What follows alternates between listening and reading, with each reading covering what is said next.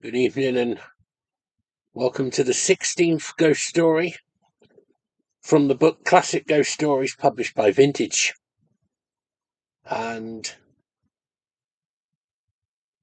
this one is A Pair of Hands by Arthur Quiller Couch. So Sir Arthur Thomas Quiller Couch was born in Cornwall in 1863 and educated at Oxford.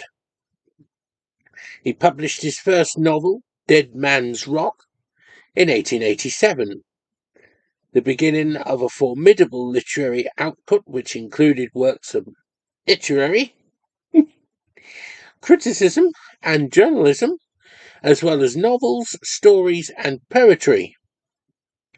He edited several anthologies, including the influential Oxford Book of English Verse, 1900. He was knighted in 1910 and appointed a professor of English literature at the University of Cambridge in 1912. His inaugural lectures were published in 2 volumes, On the Art of Writing and On the Art of Reading in 1916 and 1920. And Quiller Couch died at his home in Cornwall in May 1944. So, and this is probably most likely set in Cornwall. It happened when I lived down in Cornwall. Tressilac was the name of the house, which stood quite alone at the head of a coombe, within sound of the sea but without sight of it. For though the coombe led down to a wide open beach, it wound and twisted on its way, and its overlapping sides closed the view from the house, which was advertised as secluded. I was very poor in those days, but I was young enough to be romantic and wise enough to like independence, and the word secluded took my fancy. The misfortune was that it had taken the fancy of several previous tenants. You know, I dare say, the kind of person who rents a secluded house in the country. Shady is the word, is it not? Well, the previous tenants of Tressilac had been shady with a vengeance. I knew nothing of this when I first made application to the landlord, who lived in a farm at the foot of the coombe, on a cliff overlooking the beach. To him I presented myself fearlessly as the spinster of decent family and small but assured income, intending a rural life of seemliness and economy. He met my advances politely, but with an air of suspicion. I began by disliking him for it. Afterwards, I set it down as an unpleasant feature in the local character. I was doubly mistaken. Farmer Hoskin was slow-witted, but as honest a man as ever stood up against hard times, and a more open and hospitable race than the people on that coast I never wished to meet. It was the caution of a child who had burnt his fingers not once but many times. Had I known what I afterwards learned of Farmer Hoskins's tribulations as landlord of a secluded country residence, I should have faltered as I undertook to prove the bright exception in a long line of painful experiences. He had bought the Tressilac estate 20 years before because the land adjoined his own, but the house was a nuisance and had been so from the beginning. "Well, miss," he said, "you're welcome to look over it. A pretty enough place, inside and out. There's no trouble about keys, because I put in a housekeeper, a widow woman, and she'll show you round. With your leave, I'll step up the coombe so far with you, and put you in your way." As I thanked him, he paused and rubbed his chin. "There's one thing I must tell you, though. Whoever takes the house must take Mrs. Carkeek along with it." "Mrs. Carkeek?" I echoed dolefully. "Is that the housekeeper?" "Yes, I'm sorry, miss," he added, my face telling him no doubt what sort of woman I expected Mrs. Carkeek to be. But I had to make it a rule after some things had happened. doing my best Cornish accent here, and I dare say you won't find her so bad. Mary Carkeek's a sensible, comfortable woman, and knows the place. She was in service there to Squire Kendall when he sold up and went. Her first place it was. I may as well see the house anyhow, said I dejectedly. So we started to walk up the coombe. The path which ran beside a little chattering stream was narrow for the most part, and Farmer Hoskin, with an apology, strode on ahead to beat aside the brambles. But whenever its width allowed us to walk side by side, I caught him from time to time stealing a shy, inquisitive guidance under his rough eyebrows. It was clear that he could not sum me up to his satisfaction. I don't know what foolish fancy prompted it, but about halfway up the coombe I stopped short and asked, "There are no ghosts, I suppose?" It struck me a moment after I had uttered it as a supremely silly question, but he took it quite seriously. "No, I never heard tell of any ghosts." He laid a queer sort of stress on the word. "There's always been trouble with servants, and maids' tongues will be running. But Mary Carkeep lives up there alone, and she seems comfortable enough." We walked on. By and by he pointed with his stick. "It don't look like a place for ghosts now, do it?" Certainly it did not. Above an untrimmed orchard rose a terrace of surf, scattered with thorn bushes, and above this a terrace of stone upon which stood the prettiest cottage I had ever seen. It was long and low and thatched. A deep verandah ran from end to end. Clematis, Banksia roses, and honeysuckle climbed the posts of this verandah and clustered along its roof beneath the lattices of the bedroom windows. The house was small enough to be called a cottage, and rare enough in features and in situation to confer distinction on any tenant. It suggested what in those days we should have called elegant living, and I could have clapped my hands for joy. My spirits mounted still higher when Mrs. Carkeek opened the door. A healthy middle-aged woman with a thoughtful but contented face and a smile. She was comfortable, and while we walked through the rooms together, for Mr. Hoskin waited outside, I took to Mrs. Carkeek.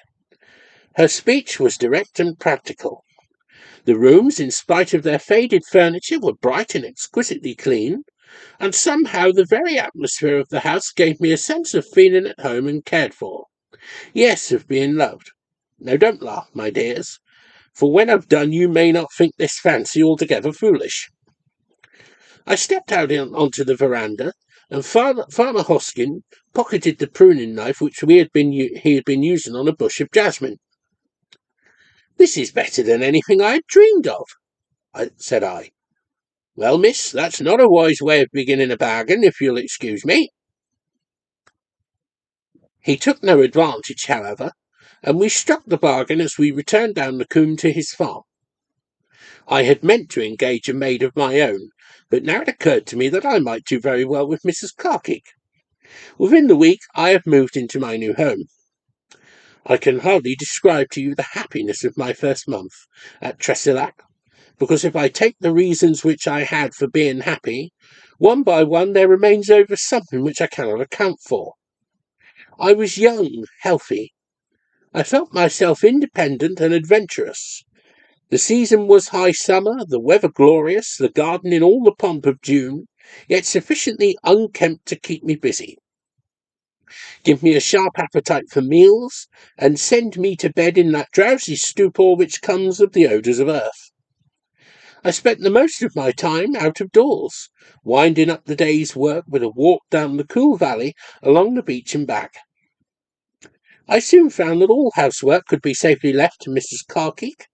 She did not talk much, indeed. Her only fault, a rare one in housekeepers, was that she talked too little, and even when I addressed her seemed at times unable to give me her attention. It was as though her mind strayed off to some small job she had forgotten, and her eyes wore a listening look, as though she waited for the neglected task to speak and remind her. But as a matter of fact she forgot nothing.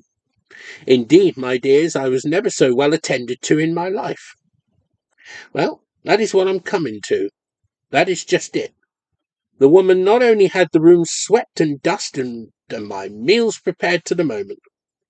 In 100 odd little ways, this orderliness, these preparations, seemed to read my desires.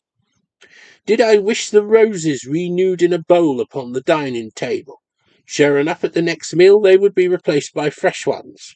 And how on earth had she guessed the very roses, the very shapes and colours I had lightly wished for? Every day and from morning to night, I happened on others, each slight but all bearing witness to a ministering intelligence as subtle as it was untiring. I am a light sleeper, with an uncomfortable knack of waking with the sun and roaming early. No matter how early I rose at Tressilac, Mrs. Carkeet seemed to have preceded me. Finally, I had to conclude that she arose and dusted and tidied as soon as she judged me safely abed. For once, finding the drawing-room, where I had been sitting late, redded up, at 4 in the morning, and no trace of a plate of raspberries which I had carried tither after dinner and left overnight, I determined to test her, and walked through to the kitchen, calling her by name. I found the kitchen as clean as a pin and the fire laid, but no trace of Mrs. Carkeet. I walked upstairs and knocked at her door. At the second knock, a sleepy voice cried out, and presently the good woman stood before me in her nightgown, looking, I thought, very badly scared. "No," I said, "it's not a burglar, but I've found out what I wanted, that you do your morning's work overnight. And now go back to your bed like a good soul, whilst I take a run down to the beach." She stood blinking in the dawn. Her face was still white. "Oh, miss," she gasped, "I was so sure you must have seen something." "And so I have," I answered, "but it was neither burglars nor ghosts." "Thank God," I heard her say, as she turned her back to me in her grey bedroom, which faced the north. And I took this for a carelessly pious expression, and ran downstairs thinking no more of it. A few days later I began to understand. The plan of Tressilac House, I must explain, was simplicity itself. To the left of the hall as you entered was the dining-room, to the right the drawing-room.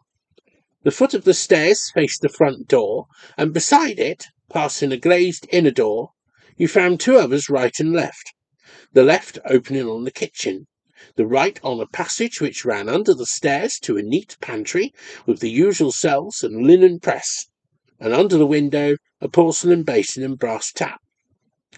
On the first morning of my tenancy I had visited this pantry and turned the tap, but no water ran. I supposed this to be accidental.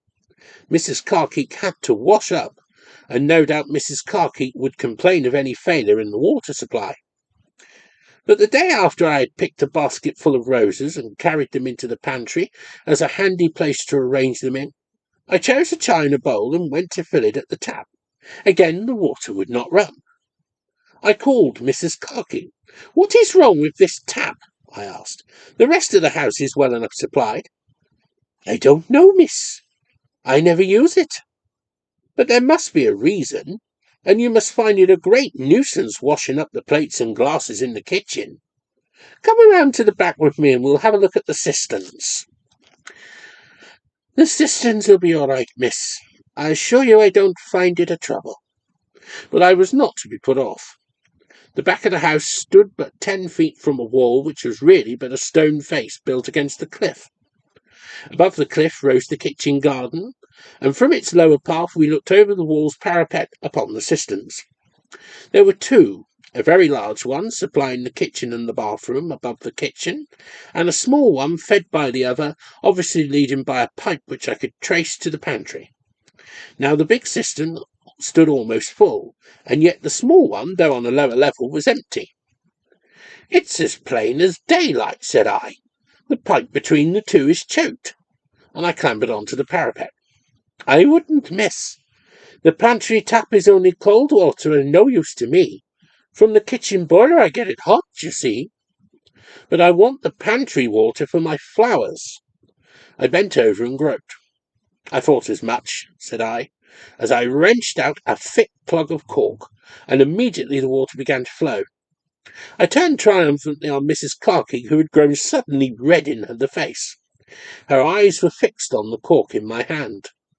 To keep it more firmly wedged in its place, somebody had wrapped it round with a rag of calico print, and discoloured though the rag was, I seem to recall the pattern, a lilac sprig. Then, as our eyes met, it occurred to me that only 2 mornings before, Mrs. Carkeek had worn a print gown of that same sprig pattern. I had the presence of mind to hide this very small discovery, and presently Mrs. Carkeek regained her composure. But I felt disappointed in her. She had deliberately acted a fib before me, and why? Merely because she preferred the kitchen to the pantry tap. It was childish. But servants are all the same, I told myself. I must take Mrs. Carkeek as she is, and after all, she is a treasure. On the second night after this, I was lying in bed, and reading myself sleepy over a novel when a small sound disturbed me. I listened. The sound was clearly that of water trickling. A shower, I told myself, had filled the water pipes, which drained the roof. Somehow I could not fix the sound. I rose and drew up the blind. To my astonishment, no rain was falling. No rain had fallen. There was no wind, no cloud, only a still moon high over the eastern slope of the coombe, the distant splash of waves, and the fragrance of many roses. I went back to bed and listened again. Yes, the trickling sound continued, quite distinct in the silence of the house, not to be confused for a moment with the dull murmur of the beach. After a while it began to grate on my nerves. I caught up my candle, flung my dressing gown about me, and then stole softly downstairs. Then it was simple. I traced the sound to the pantry. Mrs. Carkeek has left the tap running, said I, and sure I found it so. A thin trickle steadily running to waste in the porcelain basin. I turned off the tap, went contentedly back to my bed, and slept. For some hours I opened my eyes in darkness, and at once knew what had awakened me. The tap was running again. Now it had shut easily in my hand, but not so easily that I could believe it had slipped open again of its own accord. This is Mrs. Carkeek's doing, said I, and I am afraid, I added. Drat Mrs. Carkeek. Well, there was no help for it, so I struck a light, looked at my watch, saw that the hour was just 3 o'clock, and I descended the stairs again. At the pantry door I paused. I was not afraid, not one little bit. In fact, the notion that anything might be wrong had never crossed my mind. But I remember thinking, with my hand on the door, that if Mrs. Carkeek were in the pantry I might happen to give her a severe fright. I pushed the door open briskly. Mrs. Carkeek was not there, but something was there by the porcelain basin. My heart seemed to stand still, so still, and in the stillness I remember setting down the brass candlestick on a tall nest of drawers beside me. Over the porcelain basin and beneath the water trickling from the tap, I saw 2 hands. That was all. 2 small hands, a child's hands. I cannot tell how they ended. No, they were not cut off. I saw them quite distinctly, just a pair of small hands and the wrists, and after that, nothing. They were moving briskly, washing themselves clean. I saw the water trickle and splash over them, not through them, but just as it would on real hands. They were the hands of a little girl, too. Oh, yes, I was sure of that at once. Boys and girls wash their hands differently. I can't just tell you what the difference is, but it's unmistakable. I saw all this before my candle slipped and fell with a crash. I had set it down without looking, for my eyes were fixed on the basin, and had balanced it on the edge of the nest of drawers. After the crash in the darkness there, with the water running, I suffered some bad moments. Oddly enough, the thought uppermost with me was that I must shut off that tap before escaping. I had to, and after a while I picked up all my courage, and with a little sob thrust out my hand and did it. Then I fled. The dawn was close upon me, and as soon as the sky reddened I took my bath, dressed, and went downstairs. And there at the pantry door I found Mrs. Carkeek, also dressed, with my candlestick in her hand. "Ah," said I, "you picked it up." Our eyes met. Clearly Mrs. Carkeek wished me to begin, and I determined at once to have it out with her. And you knew all about it. That's what accounts for your plugging up the system. You saw, she began. Yes, yes. And you must tell me all about it. Never mind how bad. Is it murder? Lord bless you, miss. Whatever put such horrors in your head? She was washing her hands. Ah, so she does, poor dear. But murder?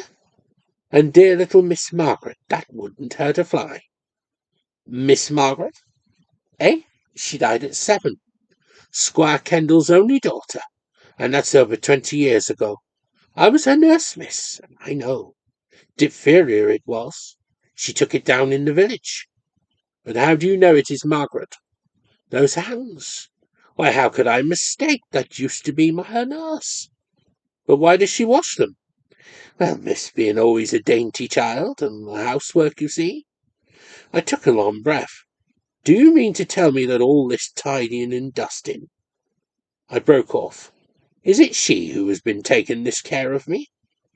Mrs. Carkeep met my look steadily. Who else, miss? Poor little soul. Well, now. Mrs. Carkeep rubbed my candlestick with the edge of her apron. I'm so glad you take it like this. For there isn't really nothing to be afraid of, is there? She eyed me wistfully. It's my belief she loves you, miss. But only to think what a time she must have had with the others. Were they bad? They was awful. Didn't Farmer Hoskin tell you? They carried on fearful, one after another, and each one worse than the last. What was the matter with them? Drink? Drink, miss, with some of them. There was the Major. He used to go mad with it and run about the coombe in his nightshirt. Oh, scandalous. And his wife drank too. That is, if she ever was his wife. Just think of that tender child washing up after their nasty doings. But that wasn't the worst, miss, not by a long way. There was a pair here with 2 children, a boy and girl. The eldest scarce 6, poor mates. They beat those children, miss. Your blood would boil, and starved and tortured 'em. It's my belief. You could hear their screams, I've been told, away back in the high road, and that's the best part of half a mile. Sometimes they was locked up without food for days together. But it's my belief that little Miss Margaret managed to feed them somehow. Oh, I can see her creeping to the door and comforting. But perhaps she never showed herself when these awful people were here, but took to flight until they left. You didn't never know her, miss. How brave she was. She'd have stood up to lions. She'd have been here all the while, and only to think what her innocent eyes and ears must have took in. There was another couple. Mrs. Carkeek sunk her voice. Oh, hush, said I, if I'm to have any peace of mind in this house. But you won't go, miss. She loves you, I know she do. And think what you might be leaving her to. What sort of tenant might come next? For she can't go. She's been here ever since her father sold the place. He died soon after. You mustn't go. Now I had resolved to go, but all of a sudden I felt how mean this resolution was. After all, said I, there's nothing to be afraid of. That's it, miss. Nothing at all. I don't even believe it's so very uncommon.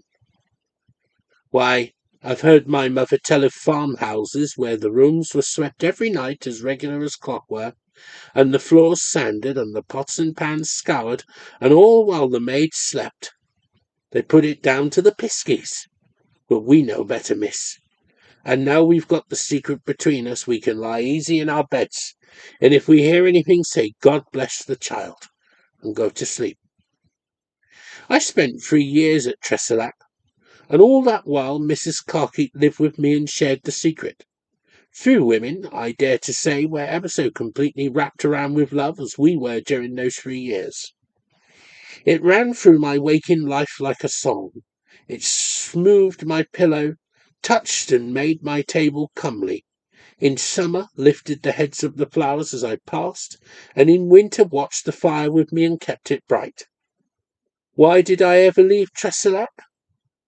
because one day at the end of 5 years, Farmer Hoskin brought me word that he had sold the house.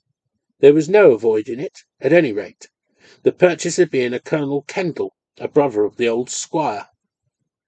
A married man? I asked. Yes, miss, with a family of 8. As pretty children as ever you see, and the mother a good lady. It's the old home to Colonel Kendall. I see. And that is why you feel bound to sell? It's a good price, too, that he offers. You mustn't think but I'm sorry enough. To turn me out. I thank you, Mr. Hoskin, but you are doing the right thing. She, Margaret, will be happy, I said, with her cousins, you know. Oh, yes, miss, she will be happy, sure enough, Mrs. Carkeek agreed. So when the time came, I packed up my boxes and tried to be cheerful. But on the last morning, when they stood in the hall, I sent Mrs. Carkeek upstairs upon some poor excuse, and stepped alone into the pantry. Margaret, I whispered. There was no answer at all. I had scarcely dared to hope for one. Yet I tried again, and shutting my eyes this time, stretched out both hands and whispered, Margaret. And I will swear to my dying day that 2 little hands stole and rested, for a moment only, in mine.